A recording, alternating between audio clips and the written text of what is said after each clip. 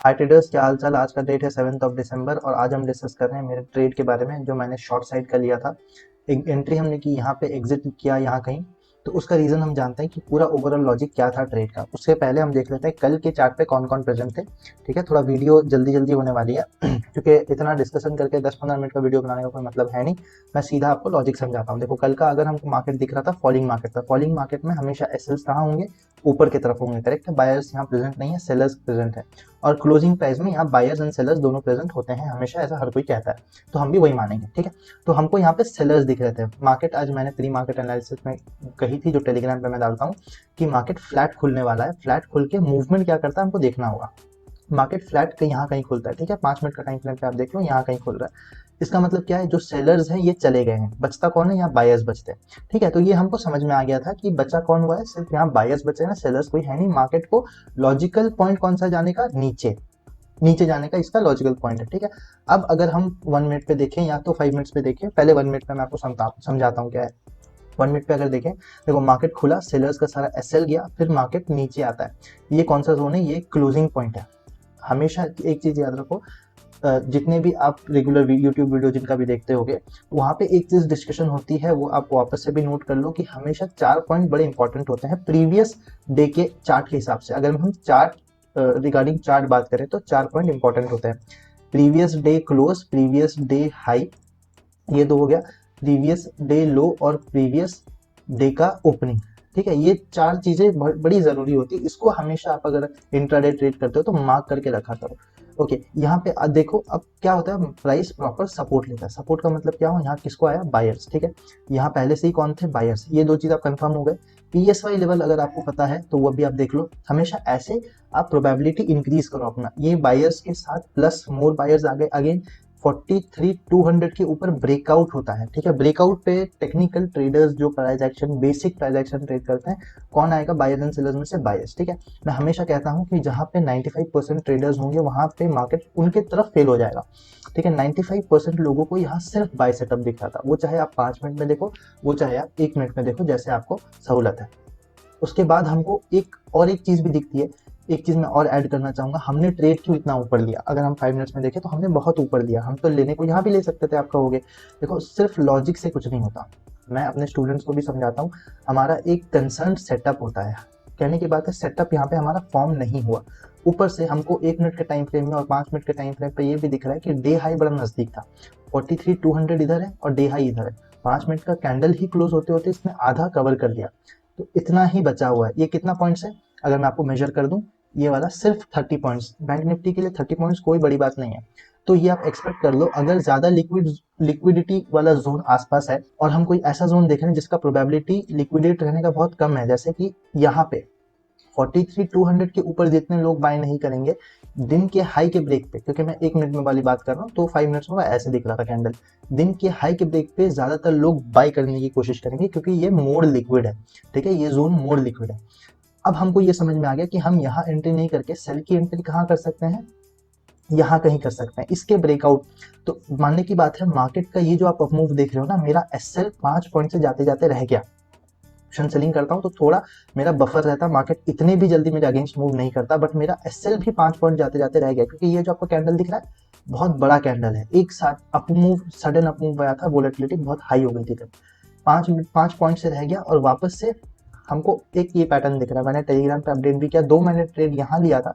मैंने टेलीग्राम पे एक चीज अपडेट की थी कि अगर आप यहाँ कैसे सेल कर सकते हो। फर्स्ट पॉइंट एसएल यहाँ है, डिफरेंस ज्यादा नहीं है।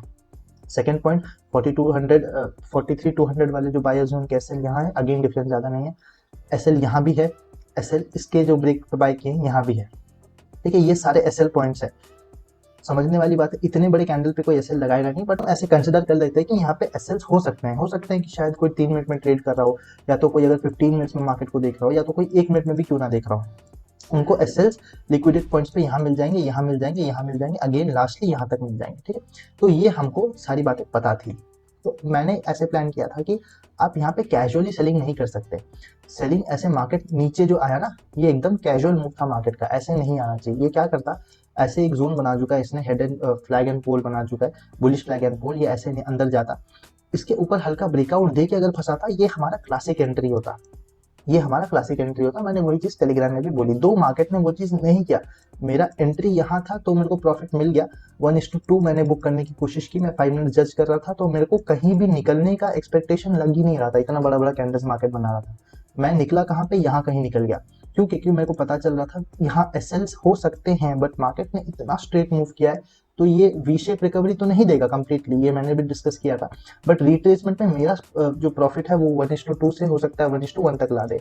तो इससे अच्छा, इतना अच्छा प्रॉफिट मिल रहा था इतने दिनों बाद, मार्केट में प्रॉपर 1:2 का टारगेट फुलफिल हो रहा था, तो मैं यही निकलना सही समझा। तो ये था पूरा एक सेटअप जो मैंने बताया आपको। ये जो एंट्री था ये फ्रेम नहीं होता किसी बिगिनर के लिए, क्योंकि क्यों नहीं होता ये मैं आपसे शेयर कर चुका हूँ, लोग आप समझ भी गए होंगे।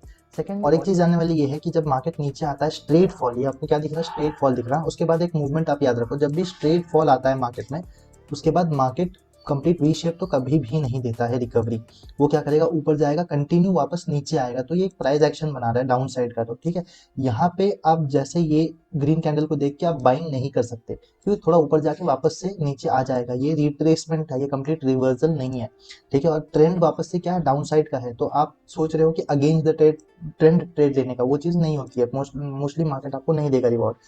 यहाँ पे आता है, एक टप्पा लेता है, वापस से एक टप्पा लेता है, अब आप देख रहे हो एक प्राइस एक्शन दिख रहा है, लोगों को यहाँ पे स्टॉप लॉस लगाने के लिए जगह मिल गया, तो इस ब्रेकडाउन पे लोग सेल करेंगे। मेन रीजन ये है कि लोग को अगर डायरेक्ट फॉल आ रहा है ना, तो लोग स्टॉप लॉस कहाँ लगाएंगे, दो आपको दिख रहा है 43,000 का लेवल ब्रेक हुआ है, तो लोग यहाँ पे सेल साइड लेंगे। बट इतने बड़े बड़े कैंडल में लॉजिकल है ही नहीं कि कोई स्टॉप लॉस लगाए, इतना बड़ा तो कोई स्टॉप लॉस लगा ही नहीं सकता। तो पहले मार्केट क्या करेगा, पहले मार्केट इनको स्टॉप लॉस लगाने का जगह देगा। कैसे दिया इसने, नीचे आया, प्राइस एक्शन बनाया, अब नीचे ये बना दिया इसने स्टॉप लॉस लगाने का जगह, और उसके साथ साथ 43,000 का लेवल भी इसने यहाँ ब्रेक किया।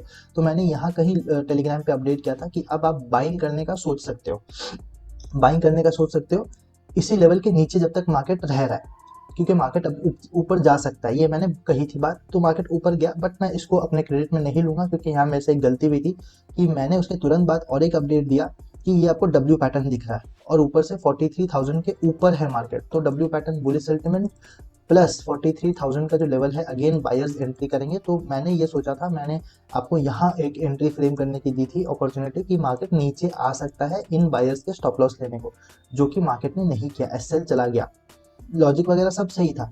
बट यहाँ पे जो कि हम इस एसएल को टारगेट करने की कोशिश कर रहे थे, सब कुछ सही था, बट मार्केट ने अनएक्सपेक्टेड मूव ऊपर दे दिया, कोई भी रीजन हो सकता है उस चीज का, यहाँ पे हम गलत थे, तो इसको एक्सेप्ट करना आना चाहिए। बाकी आपको एक हाई दिख रहा है, ये आपको लो दिख रहा है, आप सिंपली कुछ मत करो, आप सिंपली यहाँ पे 50% इसका निकाल दो। आपको कहाँ दिख रहा है, डायरेक्ट 50% इसका यहाँ कहीं दिख रहा है।